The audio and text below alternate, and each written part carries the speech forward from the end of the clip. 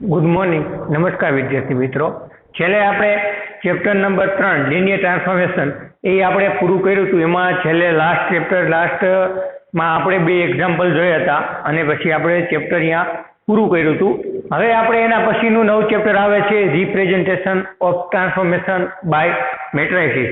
तो आपणे ई चेप्टर में लिनियर ट्रांसफॉर्मेशन जेवुं ज छे, पण एमां आपणे थोडुंक एना करता थोडुंक विपरीत आवशे। पण टूंकमां आपणे जो लिनियर ट्रांसफॉर्मेशन चेप्टर में आपणे डेफिनेशन जोई हती ए मुजब आना अंदर पण लिनियर फंक्शन नी डेफिनेशन ने बधी डेफिनेशन आवे छे।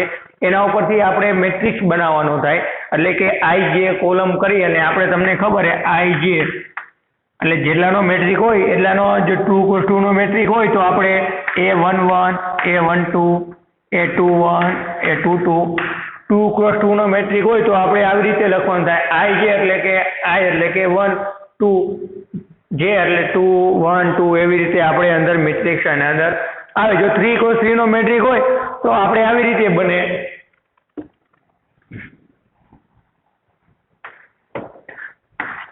1 3 2 3 3 1 3 2 અને 3 3 આવી રીતે 3 નો મેટ્રિક હોય। હંમેશા આપણને આની અંદર સ્ક્વેર મેટ્રિક્સ જ આપ્યા છે। સ્ક્વેર મેટ્રિક્સ એટલે કે જેમાં રો અને કોલમની સંખ્યા સમાન હોય એટલે કે ઇક્વલ હોય। તો એવી રીતના આપણે આવી રીતના મેટ્રિક્સ બનાવવાનો અંદર એક્ઝામ્પલમાં આવશે।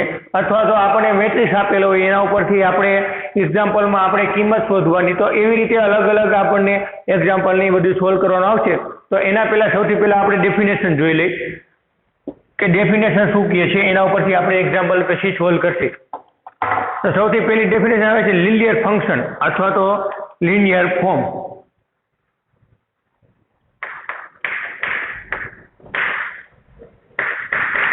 Linear function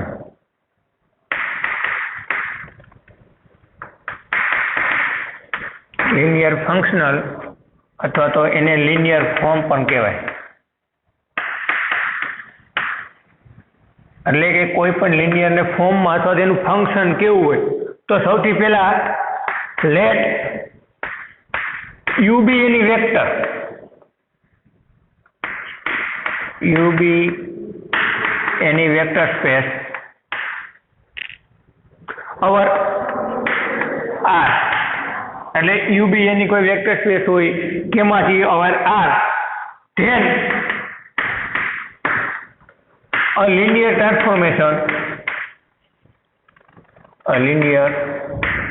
transformation T from U to R is called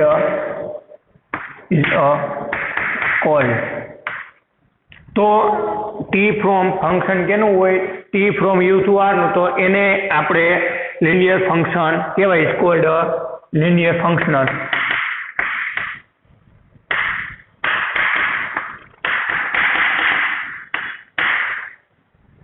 અથવા તો એને લિનિયર ફંક્શન અથવા તો લિનિયર ફોર્મ આપણે કહેવાય। જ્યારે યુબી કોઈ એની વેક્ટર સ્પેસ હોય એ અવર ફિલ્ડ આર માંથી હોય તો ધેન લિનિયર ટ્રાન્સફોર્મેશનનું તમને ફંક્શન ક્યાં આપ્યું છે ટી ફ્રોમ યુ થી આર નું, તો એને લિનિયર ફંક્શનલ કહેવાય। તો એના માટે કન્ડિશન છે તો સૌથી પહેલું તો ટી ફ્રોમ R3 થી આર નું કોઈ ફંક્શન આપેલું હોય x1 x2 x3 તો ઇઝ ઇક્વલ ટુ x1 થાય ફોર એવરી x1 x2 અને x3 કેમાંથી છે તો R3 માંથી આવેલા છે। તો is a linear functional as T is a linear transformation।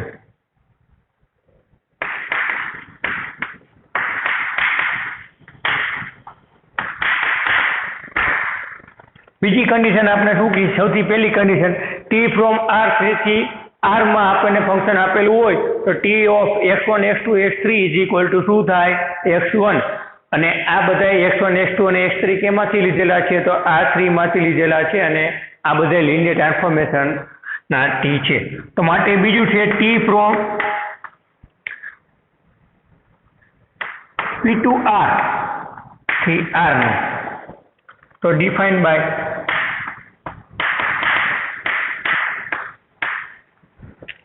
T of A0 A1x અને A2x રેઝ ટુ 2, એટલે કે અહીંયા A1x A0 A1x A2x rays two 2 એટલે કે 2 ની આપણને ડિગ્રી આપેલી હોય, એટલે કે A0 થી x1 અને x રેઝ ટુ 2 એના બરાબર A0 વત્તા A1 વત્તા A2 is a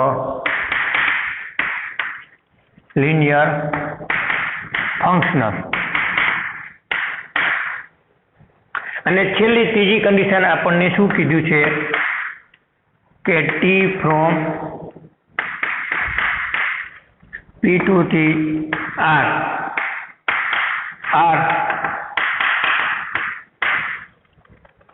defined by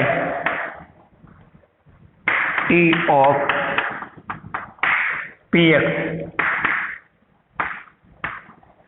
हमने इंटीग्रेशन આપ્યું છે 0 થી a સુધીનું, તો px dx is a linear functional. તો ક્યારે લિનિયર ફંક્શનલ કહેવાય? તો આ ત્રણમાંથી કોઈ પણ વસ્તુ આપણે થવી જોઈએ, અથવા તો શું થવું જોઈએ? તો સૌથી પહેલું ટી ફ્રોમ R3 થી R નું આપેલું હોય ફંક્શન, અને T of x1 x2 x3 is equal two x1 થાય, તો જ્યારે x1 x2 x3 કેમાંથી છે? R3 માંથી છે, તો ત્યારે એને લિનિયર ટ્રાન્સફોર્મેશન અથવા લિનિયર ફંક્શન આપણે કહી શકીએ.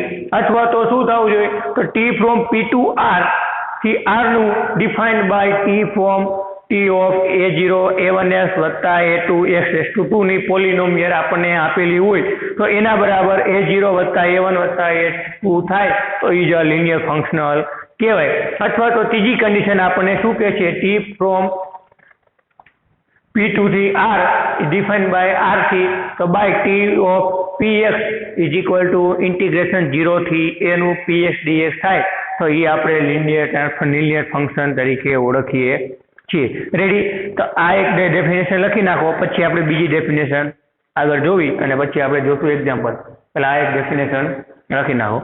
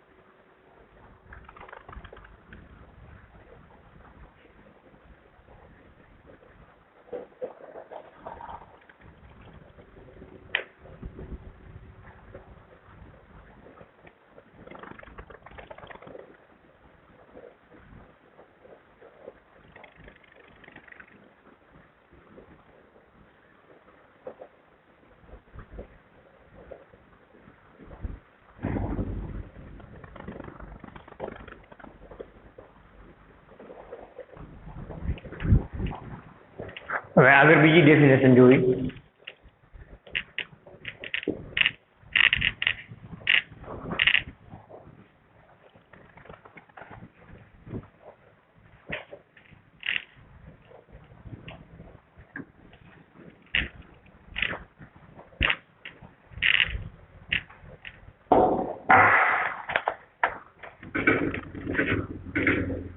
dual અથવા તો dual of a vector space.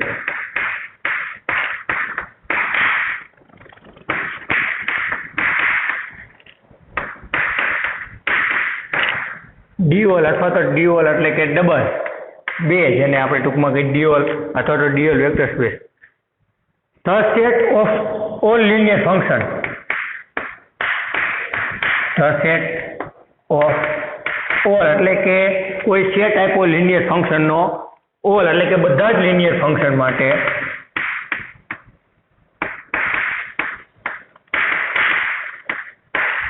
linear function અથવા તો form of a vector space V, form on a vector space V forms vector space over F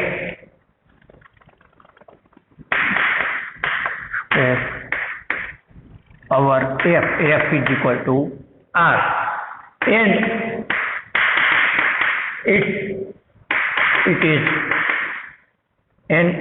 it is called the dual vector space अथवा तो और tri space of V, and it is denoted by V. It is denoted by V star. શું કહે છે આપણને કે the set of all linear function એટલે કે જેટલાનો સેટ આપેલો હોય બધા જ લિનિયર ફંક્શન માટે on a vector space V form vector space over F is equal two R, તો ઇટ ઇઝ કોલ્ડ, તો ત્યારે એને ડ્યુઅલ વેક્ટર સ્પેસ અથવા તો ટાયર સ્પેસ તરીકે ઓળખવામાં આવે છે, અને V and it is denoted by V star. હવે એના માટે બીજી આપણને નોટ આપેલી છે, એ નોટ આપણે જોયેલી કે V star is equal two L from L of આપણને VR is equal two function આપણને આપેલું છે F ફ્રોમ V થી R નું, તો F is a linear functional તરીકે આપણે લિનિયર ટ્રાન્સફોર્મેશન કહેવાય અથવા તો એને ડ્યુઅલ સ્પેસ તરીકે આપણે ઓળખીએ છીએ. એના પછીનું આપણને આપ્યું છે કે ઇટ ઇઝ આપણે customary to denoted linear function by આપણે F ઓફ G અથવા તો ઇટ ઇઝ આપણે ઇન્સ્ટેડ ઓફ ST આપણે ઇટ ઇઝ કહીએ છીએ.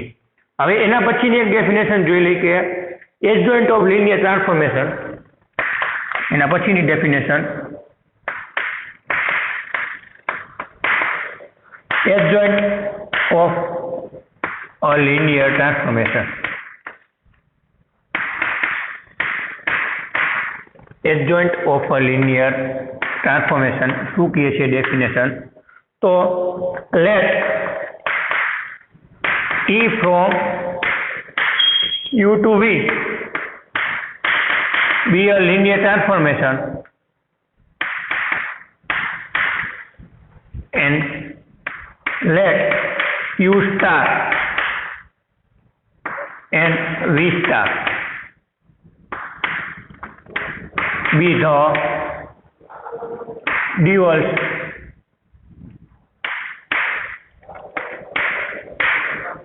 of U and V respectively.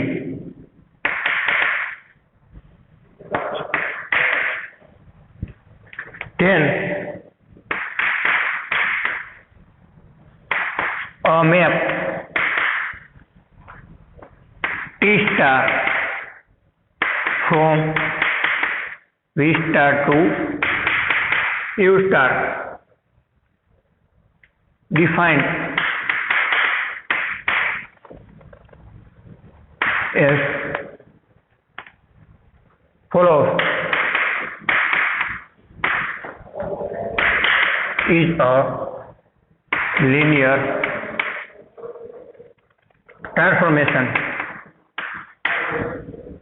which is known as which is known as the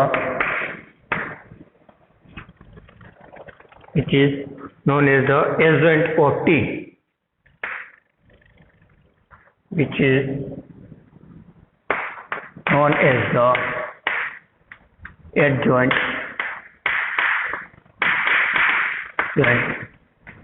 of T અને forgiven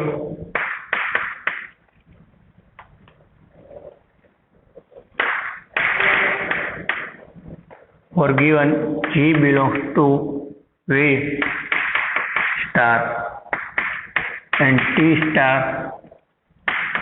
G belongs to U, where કે જ્યાં આપણને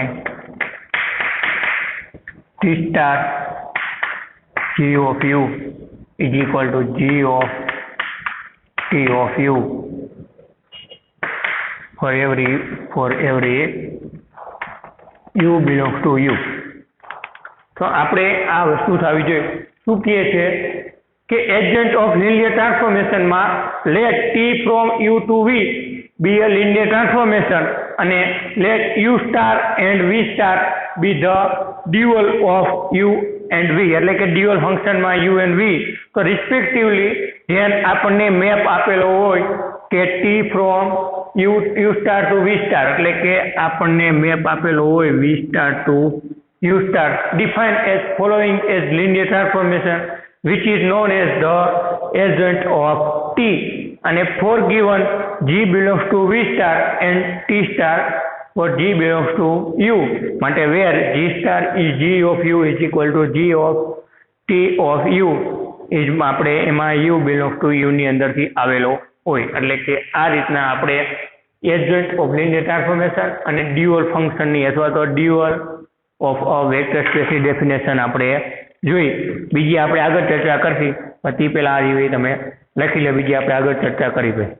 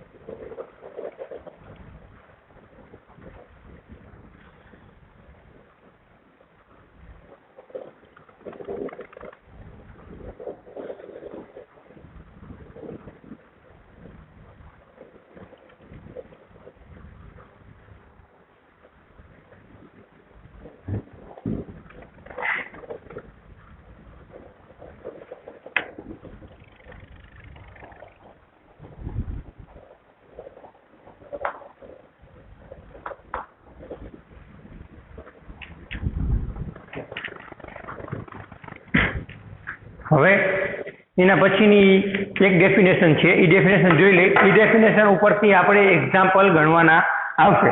તો એના પછીના ડેફિનેશન છે matrix associated with a linear transformation. એટલે કે કોઈ આપણને મેટ્રિક્સ આપેલો હોય એને આપણે, અથવા તો મેટ્રિક્સ આપેલો ન હોય એને આપણે મેટ્રિક્સમાં બદલવું હોય તો એના માટે આપણને નીચે ડેફિનેશન છે કે લેટ UN એન્ડ VM બી કોઈ પણ બે વેક્ટર સ્પેસ હોય તો and let B1 is equal two U1 U2 થી અપ ટુ UN સુધી અને B2 માટે V1 V2 થી અપ ટુ VM સુધી.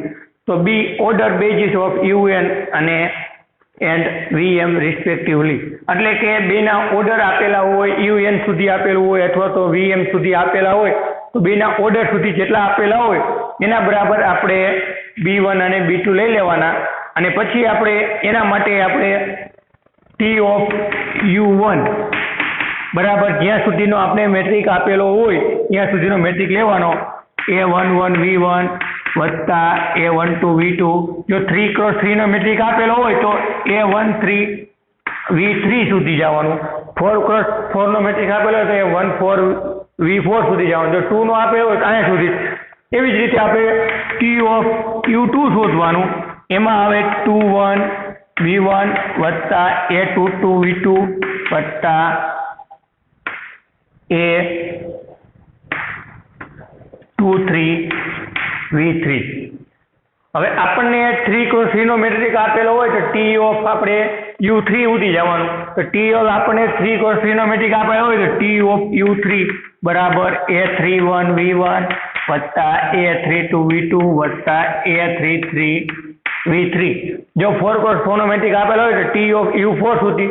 જો 2 નો મેટ્રિક આપેલો હોય તો અહીંયા સુધી આપણે આવી રીતે ગણતરી કરવાની. અને આની અંદર તમે A11 V1 A12 ની કિંમત મૂકો એટલે તમને આલી બાજુ ઇક્વેશન મળે અને એ ઇક્વેશનને તમારે સોલ્વ કરો. એટલે બે ઇક્વેશનને તમે આપણે અગાઉ 10મા ધોરણમાં ભણી ગયા હતા એવી રીતે કે લોપની રીતે તમે બે ઇક્વેશનને ઉકેલો એટલે એકનો જવાબ મળે એમાંથી બીજાનો જવાબ, અને એવી રીતે આપણે મેટ્રિક્સ પૂરો કરી શકીએ છીએ. રેડી? આવી રીતે એક્ઝામ્પલ બધા ગણવાના આવશે. એ આપણે આના પછીના નેક્સ્ટ લેક્ચરમાં જોશું કે કઈ રીતે એક્ઝામ્પલ આના સોલ્વ થાય અને એક્ઝામ્પલની આપણે ગણતરી કરશું. અત્યારે આપણે અહીંયા સુધી રાખીએ અને આ રીતના એક્ઝામ્પલ આપણે જોવાના આવશે.